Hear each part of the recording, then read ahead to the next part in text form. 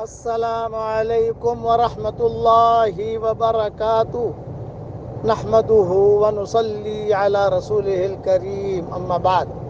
آج کا سبق سن لیجئے۔ آج کے سبق کی سرخی ہے سخاوت سے دوستی کیجئے، پارٹ نمبر 65۔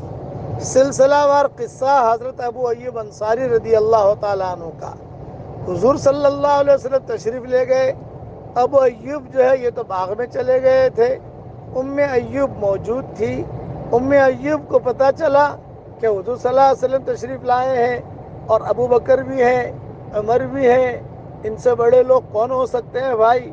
فوراً جو ہے دروازہ کھولا اور کھجوریں اور پانی وغیرہ رکھا، اور پیچھے باغ تھا، وہاں سے زور زور سے کہا کہ یا ابا ایوب، یا ابا ایوب، جا رسول اللہ، جا رسول اللہ۔ فوراً ابو ایوب جو ہے بھاگے بھاگے آئے اور کہا کہ حضرت ہم نے تو آپ کے لیے کھانا رکھا تھا لیکن دیر ہوئی اس لیے ہم لوگوں نے کھا لیا، لیکن ابھی میں لاتا ہوں کھجوریں۔ الگ الگ قسم کی کھجوریں ابو ایوب انصاری نے لا کر رکھی، اور کوئی چیز تھی اسے ذبح کیا، اور ذبح کر کے اپنی بیوی کو دیا، اور بیوی کو کہا بھی اسے اچھی طریقے سے تیار کرو اور روٹی بھی تیار کرو، تمہیں روٹی بنانا بھی اچھا آتا ہے اور تمہیں کھانا پکانا بھی اچھا آتا ہے۔ بیوی کے کھانا پکانے کی تعریف بھی کرنی چاہیے، اس سے بھی محبتیں ہوتی ہیں۔ چنانچہ کھانا آ گیا، سب نے جو ہے بیٹھ کر کھانا شروع کیا۔ حضور صلی اللہ علیہ وسلم نے 2 روٹیاں لی، بیچ میں جو ہے گوشت کا ٹکڑا رکھا اور کہا جاؤ بھائی فاطمہ کو دے آؤ، اس لیے کہ فاطمہ نے بھی کچھ دنوں سے کچھ کھایا نہیں ہے۔ اور وہاں حضور، اچھا یہ حضور کو اختیار ہے، ہر مہمان کو یہ اختیار نہیں ہے کہ وہ اپنی بیوی بچوں کے لیے وہاں سے بھیجے، کیونکہ آپ صلی اللہ علیہ وسلم کی بات اور ہے، ابو ایوب انصاری کی بات اور ہے۔ لیکن یہ کہ کوئی خاص مہمان ہو تو یہ کر سکتے ہیں، کوئی خاص میزبان ہو تو یہ کر سکتے ہیں، کوئی حرج کی بات نہیں ہے۔ لیکن میزبان سے پوچھنا چاہیے، یہاں پوچھنے کی خاص ضرورت نہیں تھی۔ اب کھانے پر بیٹھے تو حضور صلی اللہ علیہ وسلم نے فرمایا کہ دیکھو یہ رطب ہے، یہ بسر ہے، اور یہ فلاں کھجور، روٹی بھی ہے، گوشت بھی ہے، یہ وہی چیز ہے جس کا قیامت کے میدان میں حساب ہوگا۔ حضرت عمر نے کہا کہ حضرت اتنے دنوں سے بھوکے تھے اب بھی حساب ہوگا؟ آپ نے فرمایا ہاں انہی چیزوں کا تو حساب ہوگا۔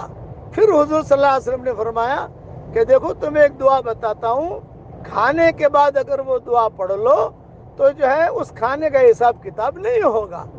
پڑھو میرے ساتھ آپ لوگ، الحمدللہ الذی هو اشبعنا واروانا وانعم علینا فافضل۔ کھانے کے بعد کوئی یہ دعا پڑھ لے، الگ الگ جملے آتے ہیں، تو انشاءاللہ اس کھانے کا حساب نہیں ہوگا۔ حضرت عمر جو ہے خوش ہو گئے۔ میں کوشش کروں گا امیجز بنا کر بھیجنے کی انشاءاللہ حوالے کے ساتھ۔ اب ابو ایوب انصاری سے حضور صلی اللہ علیہ وسلم نے فرمایا بھی ماشاءاللہ تم نے ہماری خدمت کی، کل آنا ہمارے پاس۔ ابو ایوب انصاری نے سنا نہیں۔ حضرت عمر نے ابو ایوب انصاری سے کہا کچھ کہہ رہے ہیں آپ، حضور صلی اللہ علیہ وسلم سنیے۔ تو پھر حضرت کیا فرمایا؟ کل ہمارے پاس آ جانا تم۔ ابو ایوب انصاری جو ہے یہ ٹینشن میں آ گئے، پتہ نہیں کیوں بلا رہے، پتہ نہیں کیوں بلا رہے۔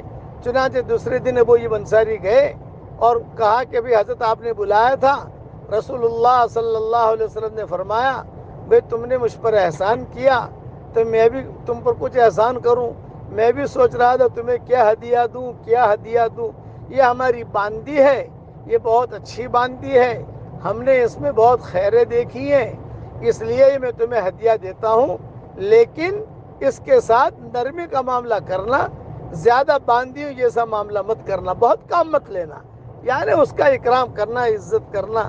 میں نے ہمارے گھر میں یہ رہی ہے اور تربیت پائی ہے، اور یہ میں تمہیں ہدیہ دے رہا ہوں۔ ابو ایوب انصاری کہتے ہیں وہ باندی لے کر میں آیا، لیکن اب تو حضور صلی اللہ علیہ وسلم کی باندی اور حضور نے دی، اب میں کیا اکرام کروں؟ تو راستے میں سوچتا سوچتا آ رہا تھا، اتنے میں یہ دل میں آیا کہ میں اس کا اکرام یہ ہے کہ میں اس کو آزاد کر دوں، بس یہ اس کا اکرام ہے۔ چنانچہ ابو ایوب انصاری نے اس کو آزاد کیا۔ یہ سب سخاوت ہی سخاوت ہے۔ بعد میں وہ باندی بہت بڑی عورت بنی، اور بہت اچھی بیوی بنی اور بڑے نیک لوگوں کی ماں بنی. یہ لمبی تفصیل ہے، کبھی اللہ موقع دے گا تو انشاءاللہ میں سمجھاؤں گا آپ لوگوں کو. خلاصہ کلام یہ کہ سخاوت سے دوستی کیجئے، سخاوت سے دوستی کیجئے. اب پڑھ لیجئے میرے ساتھ، رب انزلنی منزلم مبارکم وانت